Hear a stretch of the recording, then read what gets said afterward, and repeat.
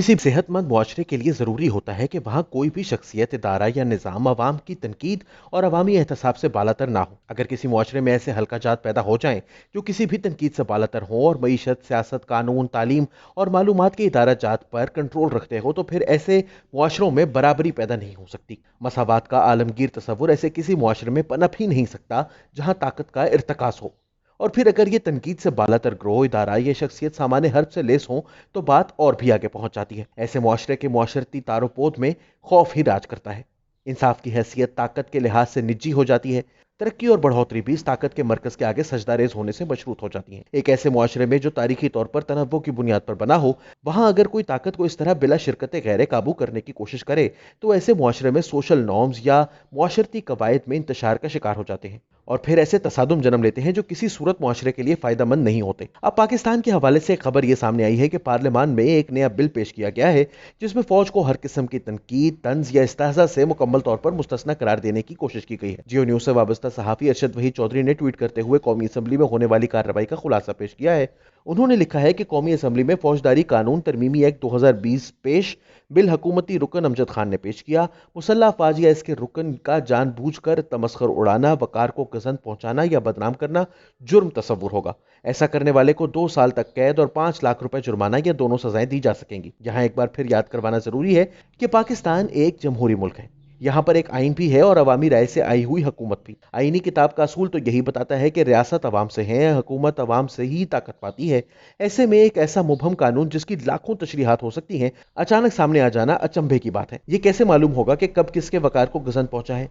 क्या कानून की खिलाफ वर्जी या करप्शन या गैर कानूनी असासाजात पर बात करना भी वकार को गजन पहुंचाने के मुतरादिफ होगा? यहाँ यह अमर भी काबिल जिक्र है कि गुज़िश्ता चंद रोज में जो 3 सहाफियों के खिलाफ FIR मुल्क के मुख्तलिफ शहरों में दर्ज करवाई गई हैं, इन सब पर इल्जाम यह था कि इन्होंने अपनी सोशल मीडिया पोस्ट्स के जरिए रियासती इदारों को बदनाम करने की कोशिश की है या फिर मुल्क से गद्दारी की है या फिर ऐसी पोस्ट की है जिनका फायदा पाकिस्तान के दुश्मन उठा सकते हैं। अब जरा इसके साथ ही पाकिस्तान तहरीक इंसाफ के रुकन कौमी असम्बली अमजद खान की जानिब से पेश किया जाने वाला ये बिल देखें तो नजर यही आता है कि हुकूमत बिलाशुबा इन तमाम मुकदमात के पीछे भी है। यहाँ तक कि दीना में पेमरा के साबिक चेयरमैन अबसार आलम के खिलाफ दर्ज करवाए गए पर्चे में शिकायत करंदा ने यह वाज़ेह तौर पर बताया है कि वो इंसाफ लॉयर्स विंग का सदर भी है।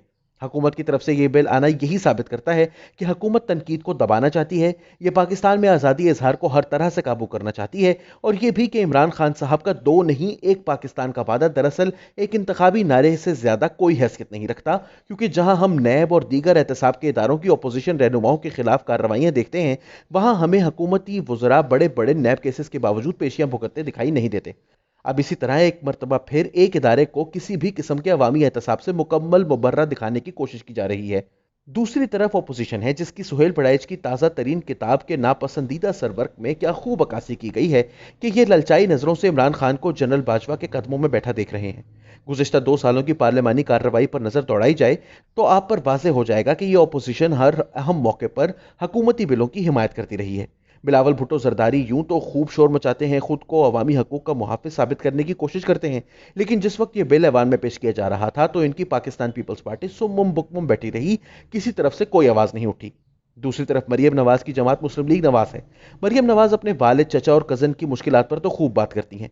इनके वालिद को अदालत ने इश्तिहारी करार दिया तो अदालत पर भी गरजी, इनको किसी नादीदा दबाव के तहत फैसले करने का ताना दिया, पनामा केस में अपने तई हुई ज्यादतियां भी याद करवाईं और जजों को उठ खड़े होने का मशवरा देते हुए इन्हें उठ खड़ा होने की सूरत में मुस्लिम लीग नवाज और नवाज शरीफ की मुकम्मल हिमायत का यकीन भी दिलाया। लेकिन जब बात आती है अवामी हकूक की, मीडिया की आज़ादी की, तो ना तो ये खुद कोई ट्वीट करती हैं, ना ही इनकी जमात ऐवान में कोई शोर मचाती है। अरशद वहीद चौधरी ने ही रिपोर्ट किया है कि जिस वक्त ये बिल पेश किया जा रहा था तो मुस्लिम लीग नवाज के चंद एक अरकान के अलावा कोई एहतजाज के लिए ना उठा।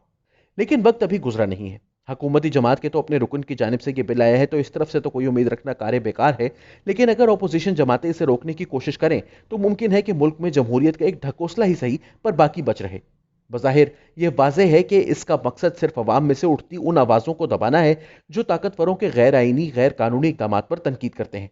अवाम के लिए भी अब वक्त है कि पार्लियामेंट में मौजूद अपने नुमाइंदगान को गौर से देखें और इनके किरदार का जायजा लें कि ये अवामी मफादात का तहफ़्फ़ुज़ कर रहे हैं या महज अपने मफादात को आगे बढ़ाने के लिए अवाम का नाम लिया करते हैं।